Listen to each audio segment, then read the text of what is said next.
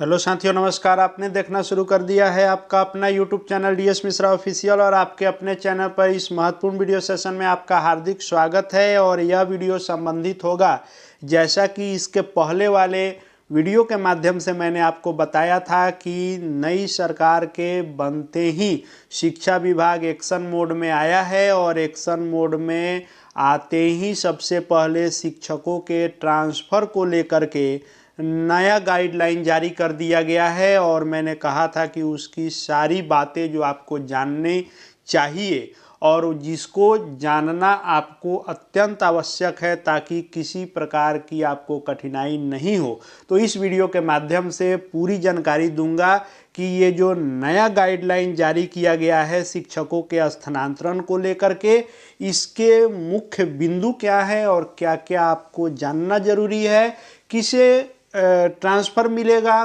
कब मिलेगा, किसे प्राथमिकता मिलेगी, कैसे ट्रांसफ़र होगा, सब कुछ आपको इसमें जानने को मिलेंगे। तो अंत तक मेरे साथ बने रहेंगे और यदि चैनल से अब तक नहीं जुड़े होंगे तो चैनल को सब्सक्राइब करके बेल आइकन को प्रेस कर लेंगे। आगे भी आपके लिए हर काम की वीडियो आप तक पहुंचते रहेंगे।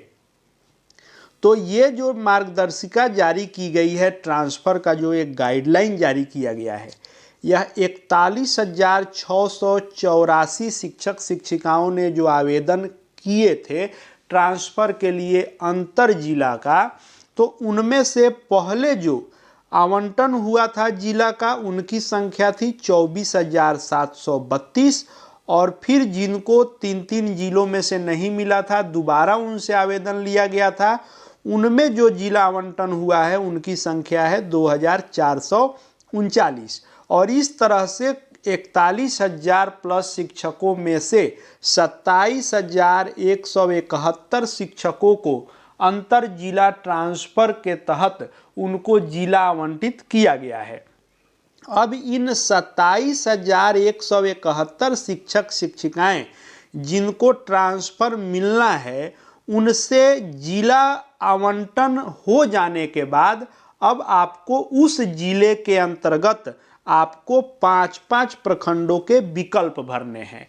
और आपको उस जिला के अंतर्गत ये 5 विकल्प प्रखंडों के देने कब से कब तक हैं, तो 24 नवंबर से लेकर के और 5 दिसंबर तक, 24 नवंबर से 5 दिसंबर तक आपको 5-5 प्रखंड के विकल्प भरने हैं।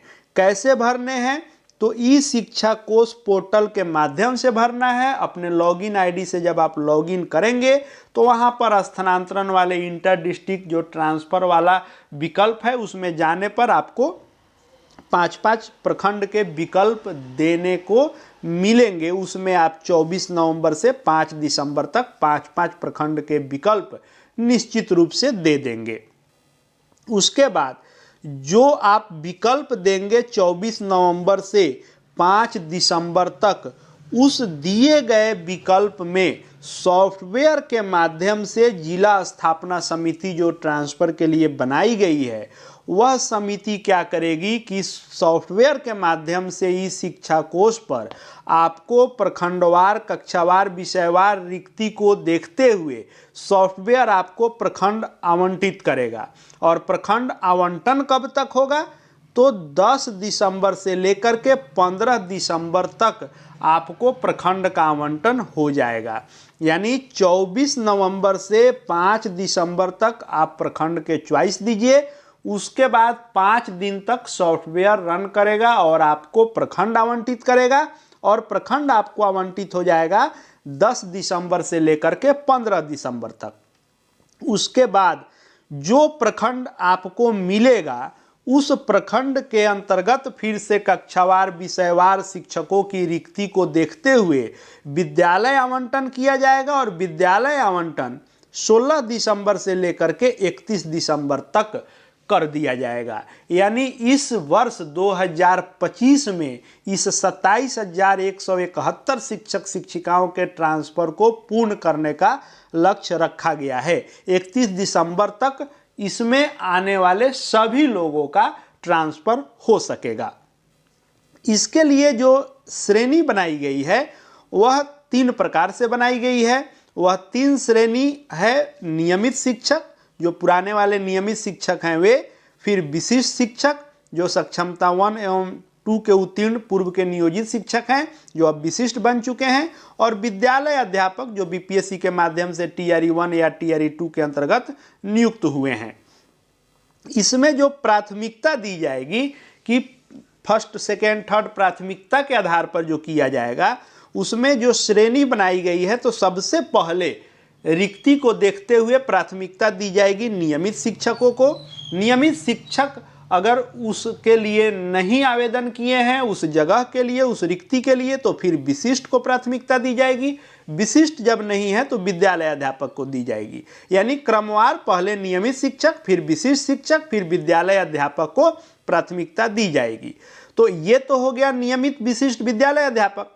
अब इसमें भी नियमित शिक्षकों में भी, फिर विशिष्ट में भी, फिर विद्यालय अध्यापक में भी अधिक उम्र वालों में पहले दिव्यांग महिला शिक्षिका, यदि दिव्यांग महिला शिक्षिका भी किसी रिक्ति पर 2 आदमी हो ये चॉइस दिए हुए, तो उसमें जो प्रखंड आवंटन या विद्यालय आवंटन होंगे उसमें अधिक उम्र वाले को प्राथमिकता दी जाएगी। यानी फर्स्ट में दिव्यांग महिला शिक्षिका, सेकेंड प्राथमिकता दिव्यांग पुरुष शिक्षक, थर्ड प्राथमिकता सभी महिला शिक्षक, और चौथे प्राथमिकता में पुरुष शिक्षक आएंगे।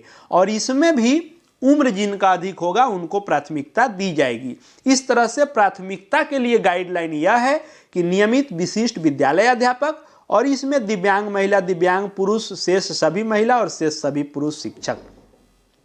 इस तरह से जो प्राथमिकता दी गई है, इस प्राथमिकता के आधार पर जिला पदाधिकारी जो इसके अध्यक्ष हैं आपके स्थापना समिति के, उनके स्तर पर ई शिक्षा कोष पोर्टल के लिए उपलब्ध कराए गए लॉगिन आईडी और पासवर्ड के माध्यम से ई शिक्षा कोष पर लॉगिन करके आपको ब्लॉक अलॉटमेंट प्रोसेस करेंगे। उनके लिए गाइडलाइन जारी किया गया है कि कैसे उनको ब्लॉक आपको आवंटित करना है।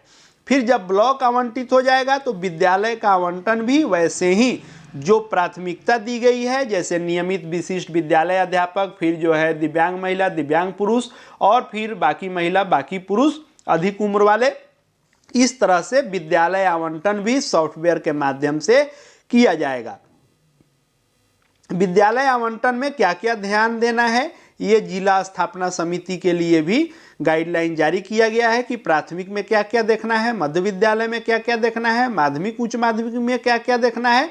और इस तरह से आपको प्रखंड से लेकर के विद्यालय आवंटन की पूरी प्रक्रिया पूर्ण की जाएगी और आपका ट्रांसफ़र हो सकेगा। और जहां आपका स्थानांतरण होगा उस जगह पर आपको जो स्थानांतरण आदेश आएगा उसमें जो तिथि अंकित रहेगी उस तिथि तक आपको विद्यालय में योगदान करना अनिवार्य होगा। और इसी मार्गदर्शिका के आधार पर पूरी इस ट्रांसफ़र प्रक्रिया को पूर्ण की जाएगी।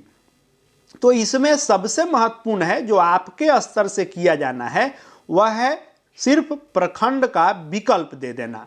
क्यों?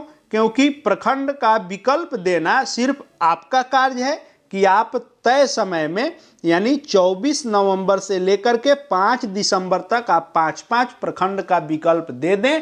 आगे जो भी काम करना है वह जिला स्तर पर होगा, उसमें आपकी कोई भूमिका नहीं है। आप सिर्फ 5 प्रखंड के विकल्प दे दें, उसके बाद प्रखंड का आवंटन होगा, विद्यालय का आवंटन होगा, आपका स्थानांतरण आदेश ई शिक्षा कोष पर आएगा और उस स्थानांतरण आदेश को लेकर के जो विद्यालय आपको आवंटित हुए होंगे वहां आपको जाकर के योगदान करना होगा।